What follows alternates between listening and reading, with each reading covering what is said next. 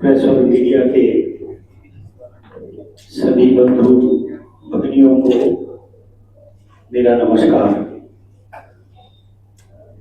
झंडेवाला मंदिर माता के इस पवित्र प्रांगण में आप सबका हार्दिक अभिनंदन है। आज का जो ये प्रेस कॉन्फ्रेंस आप सबको आमंत्रित किया गया है, ये मंदिर के बारे में कुछ हमारी व्यवस्थाएं हैं और कुछ हर साल इस नव संवत पर मंदिर एक विशेष कार्यक्रम करता है। तो इस बार का जो कार्यक्रम है वो काफी विशेष है और बड़ा महत्वपूर्ण है।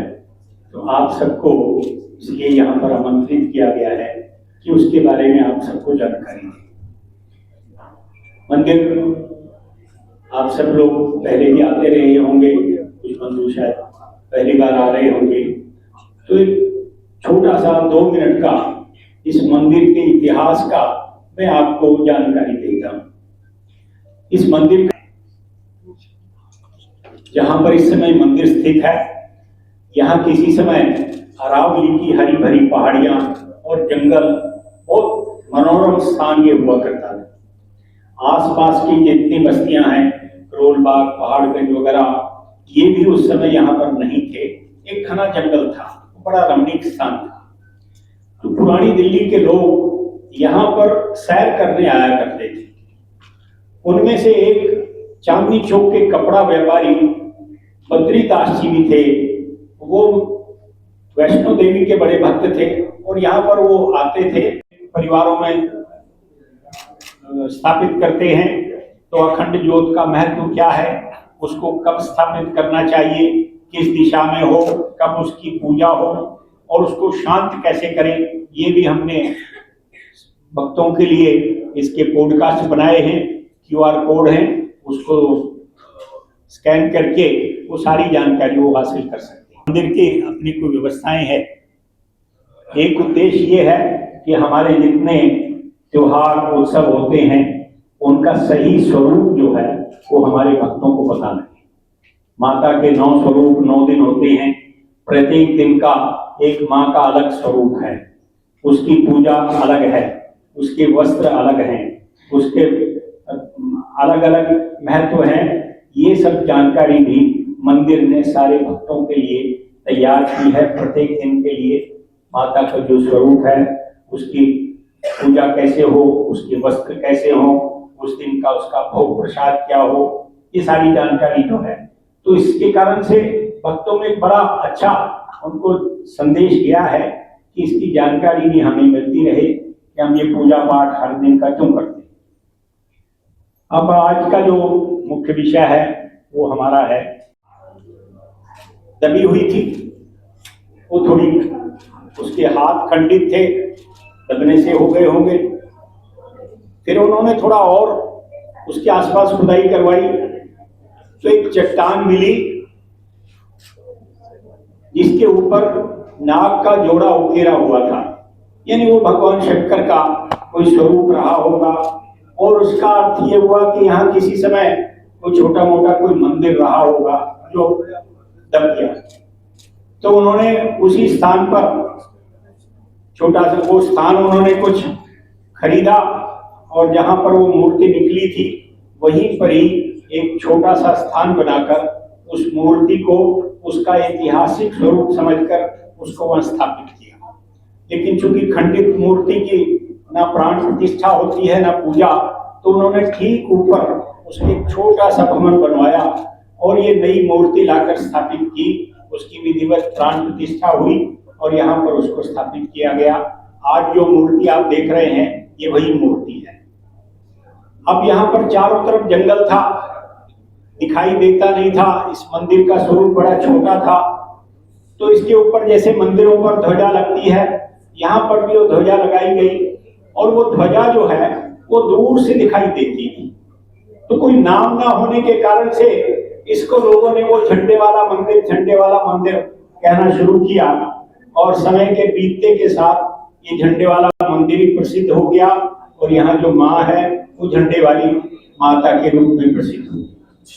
धीरे धीरे जब यहाँ पर कुछ लोग आने लगे, भक्त बद्रीदास, उन्होंने आसपास की कुछ जमीनें और खरीद के इसको थोड़ा डेवलप किया।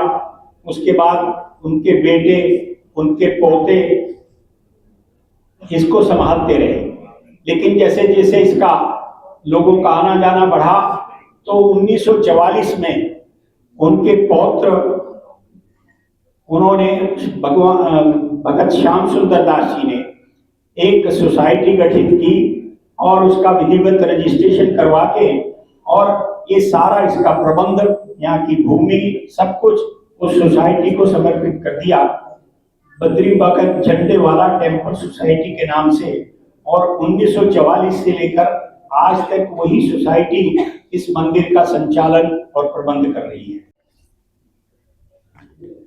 नव संवत पर झंडेवाला मंदिर हर साल एक विशेष कार्यक्रम करता है, क्योंकि वो सनातन का कैलेंडर है, सनातन वर्ष है, विक्रमी संवत है, हिंदू नववर्ष भी उसको कहते हैं। तो उसको चूंकि समाज में अभी तक संस्कार न होने से वो अंग्रेजी नववर्ष को ही हमने अपना लिया था। तो इसके लिए कि समाज अपनी जड़ों से जुड़े, अपने संस्कारों को समझे, तो झंडेवाला मंदिर ने की पहल की कि यहाँ पर ये हमने कार्यक्रम शुरू किया नव संवत का। इसके 2-3 व्यवस्थाएं हैं। एक तो हम इसके लिए एक सांस्कृतिक कार्यक्रम भी करते हैं, उसके लिए अलग अलग संस्थाएं और वो हमारा सहयोग करती हैं। पिछले वर्ष यदि आप में से कुछ आए होंगे तो पिछली बार मणिपुर के कलाकारों ने बहुत सुंदर प्रस्तुतियां दी थी। उससे पहले अलग अलग ऐसे कलाकार आते रहे और इस बार एक विशेष, एक बड़ा, एक भक्ति उदय, इसके नाम से एक भक्ति उदय प्रभात भक्ति संगत, ये एक युवाओं का कार्यक्रम है और ये बहुत ही पॉपुलर कार्यक्रम है। ये भक्ति संगीत का कार्यक्रम प्रस्तुत करते हैं, लेकिन इनके अधिकांश कार्यक्रम जो हैं वो रात के समय पे होते हैं। इस बार पहली बार ये प्रातः काल इस मंदिर के आमंत्रण पर ये सवेरे ये कार्यक्रम होने वाला है। सवेरे हम जैसे ही सूर्योदय होता है प्रथम संवत का, तो सूर्य को अर्घ्य देकर हम उसका स्वागत करते हैं। मंदिर की ओर से उसकी व्यवस्था रहती है अर्घ्य देने के लिए। और उसके बाद 6:30 बजे से लेकर 11 बजे तक ये कार्यक्रम होने वाला है। इसमें अनेक प्रकार के वो संगीत का कार्यक्रम होगा, बहुत सारे ये कार्यक्रम होने वाले हैं।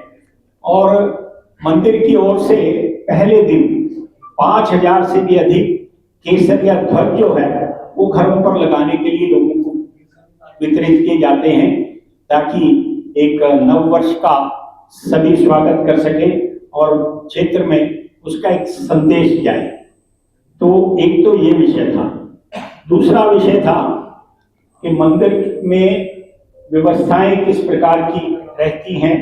आप में से जो अनेक लोग कवरेज करने भी आते हैं, लेकिन फिर भी कुछ हर बार कुछ परिवर्तन रहते हैं।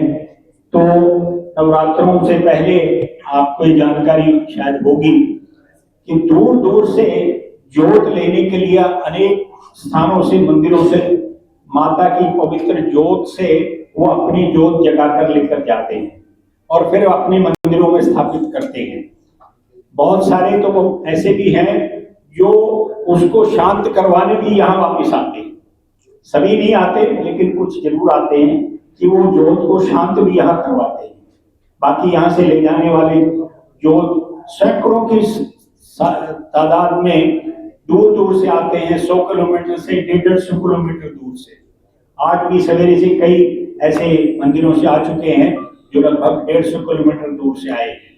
वो आते अपने वाहनों में हैं, लेकिन वापिस जो है वो पैदल जाते हैं, तो उनको समय लगता है, इसलिए वो 2-3 दिन पहले आना शुरू कर देते हैं। तो मंदिर उन सब की व्यवस्था करता है, उनके भोजन की, उनके ठहरने की, उनके शौच वगैरह के लिए उनको स्थान निश्चित होते हैं। और वापिस जाते हुए उनको अगर भोजन की आवश्यकता है तो वो भी मंदिर उनको पैक करके भोजन देता है ताकि उनको कष्ट ना हो, और बहुत बड़ी संख्या में आते हैं। इसके बाद फिर बहुत सारे लोग नवरात्र में खेतरी बीजन करते हैं अपने अपने घरों में, लेकिन उसका विसर्जन कैसे करें ये शायद उनको सबको नहीं मालूम होता। कोई कहीं पार्क में किसी पीपल के नीचे छोड़ दिया, कहीं कहीं छोड़ दिया। तो हमने इसके लिए भी व्यवस्था की है कि खेतरी पूजन कैसे होना चाहिए, उसके लिए हमने कुछ पॉडकास्ट बनाए हैं और QR कोड से वो सारी जानकारी भक्त को मिल जाती है। खेतरी पूजन कैसे करें, वो घट कब वो स्थापित करें, उसका कैसे उस किस दिशा में होना चाहिए, कैसे उसकी पूजा होनी चाहिए, ताकि जो कर रहे हैं उसको उनका महत्व भी पता लगे। भजन क्लबिंग का कार्यक्रम का विवरण जो है, ये कार्यक्रम पहली बार प्रातः काल में किया जा रहा है। कार्यक्रम का शुभारंभ सूर्य की प्रथम किरण को अर्घ देकर शुरू करते हैं और उसके पास ही सांस्कृतिक कार्यक्रम 6:30 बजे से लेकर 11 बजे तक होगा। इस आयोजन में भक्ति, शास्त्रीय संगीत और युवा ऊर्जा का अद्भुत संगम होगा। इसे आज की भाषा में युवा भजन क्लबिंग के रूप में ज्यादा समझते हैं और पूर्णतः आध्यात्मिक मर्यादा, अनुशासन और शालीनता के साथ ये कार्यक्रम संपन्न होगा। ये कार्यक्रम प्रातः काल में पहली बार ही किया जा रहा है, अधिकांश रात में ही होता है। दूसरा, झंडेवाला मंदिर में जो नवरात्र के आयोजन होते हैं, आपको सब लोग आते होंगे, आपने सब व्यवस्थाएं देखी होंगी, लेकिन इन सब व्यवस्थाओं के लिए हमें बहुत पहले से तैयारियां करनी होती हैं। लगभग 1 महीना पहले ये हमारी सारी तैयारियां शुरू हो जाती हैं। अलग अलग विभाग बटे हुए हैं। हमारे लगभग 3000 सेवादार जो वॉलंटियर जिनको कहते हैं, वो इस सारे काम में हमारे साथ सहयोग करते हैं। उनमें 350 से अधिक हमारी बहनें भी हैं सेवादार, जो ये सारा व्यवस्थाओं को संभालते हैं। पिछली बार के अनुभवों के आधार से हम अपनी नई योजना बनाते हैं। पिछली बार जो व्यवस्थाएं थी उसमें कहाँ कोई परिवर्तन की आवश्यकता है, कोई सुधार की आवश्यकता है, या तो वो सब हम बैठकर योजनाएं बनाते हैं। लगातार बढ़ती जा रही है और ये हमारे लिए एक चुनौती भी होती है कि सभी भक्तों को ठीक प्रकार से दर्शन हो, कम से कम समय में, भीड़ भड़क के उनको कोई धक्का मुक्की नहीं हो, अनुशासन से सबको प्रसाद मिले। ये सारी व्यवस्था मंदिर की ओर से होती है। दिन भर हमारे यहाँ चाय शरबत का वितरण होता रहता है। ये सब निःशुल्क व्यवस्थाएं हैं। दिन में भोजन की भंडारे की व्यवस्था रहती है। उनको पानी इधर उधर से न पीना पड़े तो हम बोतल वाला पानी जो है सब भक्तों को उपलब्ध कराते हैं। 6 स्थानों पर हमारी पार्किंग की व्यवस्था रहती है। महत्वपूर्ण है ये। हमारे जो ईस्वी सन है उससे भी पहले का है, विक्रमी संवत, तो ये हमारे लिए बड़े महत्वपूर्ण है। और सभी को इस बारे में अपने इस नववर्ष का जो महत्व है वो सबको जानना चाहिए। धीरे धीरे जैसे जैसे इसका प्रचार हो रहा है आप सबके माध्यम से भी, तो लोगों में एक जागरूकता आ रही है। भाई हमारा नववर्ष जो है, ये पहला जो संवत का पहला दिन है, ये हमारा नववर्ष है और सबको मनाना चाहिए। मंदिर की लगातार ये व्यवस्था है। हमारी कोशिश है कि अधिक से अधिक लोगों को इसके बारे में हम जानकारी दें। ये इसका महत्व क्या है, उसके लिए भी हमने पंफलेट बनवाए हैं। QR कोड भी हमारे हैं कि लोग वहाँ से स्कैन करें और जानें कि नववर्ष का महत्व क्या है, क्यों हम मनाते हैं। ये हमारा जो वर्ष है, ये सारे महीने जो हैं वो बिल्कुल साइंटिफिक आधार पर हैं, वो किसी के नाम पर नहीं है। जैसे अंग्रेजी वो महीने हैं, वो जिस राजा ने आया उसने अपना नाम का एक महीना बना दिया, किसी ने 2 बना दिए, किसी ने 2 को ख़त्म करके 3 बना दिए। तो हमारा नववर्ष जो है ये बिल्कुल साइंटिफिक है और उसी प्रकार से ये हमारे लोगों को जानना चाहिए। तो मंदिर एक केवल हमारे ये मानना है कि मंदिर जो है केवल एक पूजा पाठ का स्थान नहीं है। यहाँ अनेक प्रकार के आध्यात्मिकता, हमारा जो इतिहास है उसको जाने, हमारी जो परंपराएं हैं उसको जाने, और ये मंदिर के माध्यम से बड़ा सरलता से हो सकता है। सर, नव संवत के अवसर पर कितनी अपेक्षा कर रहे हैं, कितना भक्त आएंगे मंदिर प्रांगण में? देखिए, पहले दिन तो हमारी बहुत बड़ी संख्या रहती है। हमारा अनुमान है कि लगभग 90,000 से लेकर 1 लाख लोग मंदिर में पहले दिन आते हैं, क्योंकि पहला नवरात्र है, इसका बड़ा महत्व है। अनेक लोग व्रत रखते हैं तो पहले नवरात्र में जरूर आते हैं। उसके बाद छुट्टियों वाले दिन बहुत बड़ी संख्या आ जाती है। फिर सप्तमी और अष्टमी को बहुत भारी संख्या में लोग आते हैं। तो हमारी जो एवरेज है वो लगभग 1 लाख से भी ऊपर जाती है। आज की युवा पीढ़ी को क्या संदेश देना चाहते हैं? हम यही देना चाहते हैं कि आप अपने इतिहास को जानें। हमारी परंपरा इतनी पुरानी है। हमारा 2000 या 1400 साल का इतिहास नहीं है, हमारा हजारों वर्षों का इतिहास है और बड़ा गौरवशाली इतिहास रहा है। आवश्यकता है कि हम उसको जानें और उस पर गर्व करें। सर, व्यवस्थाओं की आपने बात की, आपने कहा कि इसके 2-3 गेट हैं, आपने ये भी कहा कि जूता चप्पल को भी व्यवस्था कर रखी है, उस तरीके से थोड़ा बताइए उसका क्या है? देखिए, भक्त आते हैं उन मंदिर में तो उनको कहीं ना कहीं जूते चप्पल उतारने पड़ते हैं, क्योंकि नंगे पैर आना होता है भक्तों को। तो हमने 6 जहाँ से लाइन शुरू होती है वहीं पर ही हमने जूता स्टैंड बना रखे हैं, और वापस वो वहीं जाकर सबको जो उनको एक पर्ची मिलती है उसके ऊपर उसकी लोकेशन भी दी हुई है QR कोड के माध्यम से, ताकि कोई इधर उधर भटके ना। उसको जैसे स्कैन करेंगे उसके जो जूता स्टैंड है उसकी लोकेशन उसको मिल जाएगी। रंग अलग अलग हैं। हमारी कोशिश रहती है कि भक्तों को कम से कम असुविधा हो, इसके लिए हमारे सेवादार सब जगह होते हैं, वो भी उनको बताते रहते हैं, भाई साहब ये आपका स्थान वहाँ पर है, वहाँ पर है, इस प्रकार से।